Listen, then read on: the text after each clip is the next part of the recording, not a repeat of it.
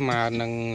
mùi cam chẳng mà bỏ nó dương đã tạm mặc cam trên là bề nhỏ lỏ hay hai đứa bạn giờ đã cây sáo buổi dương đã cây sáo nhà tới làn cầm hôn bị đẹp một tháng vừa cứ ba cái lộc còn làm anh ấy cứ ở đây cứ dương đẹp chấm nâng lọ cho đó nhỏ tới cứ cà nhỏ bàn lọ hay cà nhá cứ bàn lọ và này chấm đây nhầm chạy chôn mọc rau mọc say á và này cứ đẹp chấm nâng nông cả than tại mà đó màហើយនេះចាប់ដើមពងតទៀតហើយបាទនេះតម្លាក់ពង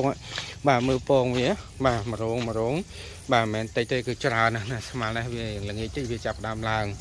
រៀបហើយក៏យើងដាក់ភ្ញាក់ខ្លួនឯងថែមមករងនេះ3គីឡូមករងនោះ3គីឡូថែមទៀតដែរបាទនេះយើងប្រេចណាចឹងបងប្អូនទិញពូជតាដបងគឺបានប្រេចច្រើនណាស់បងប្អូនទិញតិចតួចពេកវាស្ទើរចិត្តបាទបងប្អូនខ្លះគាត់ចិញ្ចឹមជ្រុលចិញ្ចឹមហើយបានសំលុយទិញឯងកន្លះគីឡូឬក៏1គីឡូទៅនេះជាយោបល់របស់ខ្ញុំសម្រាប់អ្នកខ្ញុំចិញ្ចឹមព្រោះពេលខ្លះគាត់ចិញ្ចឹមមករងតូចចឹងទៅពេលខ្លះទៅគាត់ស្ដាយនេះដូចថាយើងដាក់មករងតូចចឹងស្ដាយយើងដាក់តែ1ខាំដាក់2ខាំចឹងវាស្ទើរចឹងបានកន្លះគីឡូឡើងយើងបានពូជខ្លះយើងបានលក់ខ្លះយើងចូលចិញ្ចឹមចំណាយពេលមួយវាហើយបាទចឹងបងប្អូនខ្លះដែលគាត់ចង់សាកល្បងតិចតួចក៏សាកទៅអត់អីទេប៉ុន្តែរងដូចខ្ញុំបញ្ជាក់ចឹងបងណាឥឡូវនេះខ្ញុំដោយសារបងខ្លះគាត់សំណុំពោដល់លោកគ្រូហើយមានស្បាយម៉ងណាធូរថ្លៃជាងនឹងអត់មានបាទឥឡូវនេះគឺខ្ញុំមានលេខ1ហើយលេខ2លេខ1គឺតម្លៃវាបាទមធ្យមចឹងទៅលេខ2តម្លៃវាថោកជាងនឹងពាក់កណ្ដាលចឹងទៅអញ្ចឹងបងប្អូនអាចទទួលយកបានណាប៉ុន្តែលេខ2ហ្នឹងចិញ្ចឹមបាន6ខែដែរបាន3 4រោង3 4សាដែរណា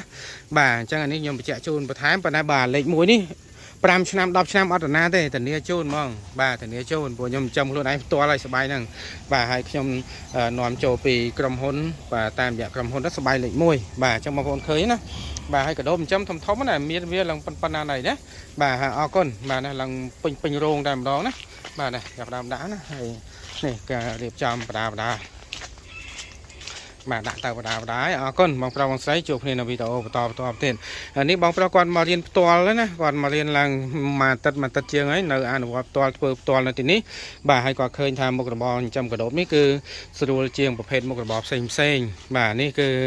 គាត់មកផ្ទាល់គាត់លើកផ្ទាល់បាទហើយគាត់ទៅវិញក៏គាត់ធ្វើអានឹងមុនគេដែរ